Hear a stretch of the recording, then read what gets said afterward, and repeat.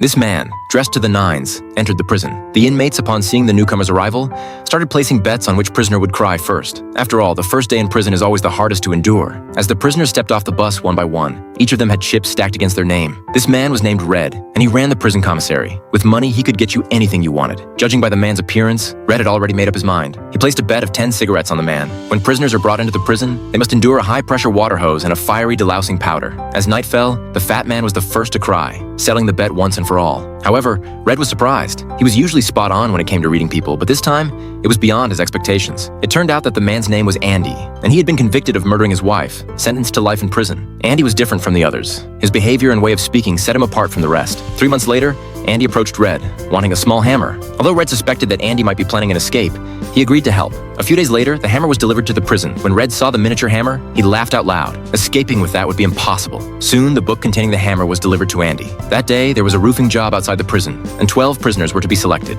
Andy and Red were among those chosen. Little did they know that this very activity would change Andy's fate. While working, Andy overheard the prison guards discussing a large inheritance one of them had received. The guard was distressed about the taxes he would have to pay. Andy walked right up to him, offering to help the guard legally avoid taxes. The guard was tempted. After hearing Andy's explanation and considering his previous experience as a banker, the guard believed him. However, Andy had one condition. Once the guard got the money, he had to buy his friend some beer. The day before the job was finished, everyone basked in the sun, drinking the beer the guard had bought for them. It felt as if they were freely working on their own roof at home. Because of this, Andy earned the respect of his fellow inmates and Red. Back in prison, Red bought Andy a massive poster, which would later become a significant foreshadowing of Andy's escape plan.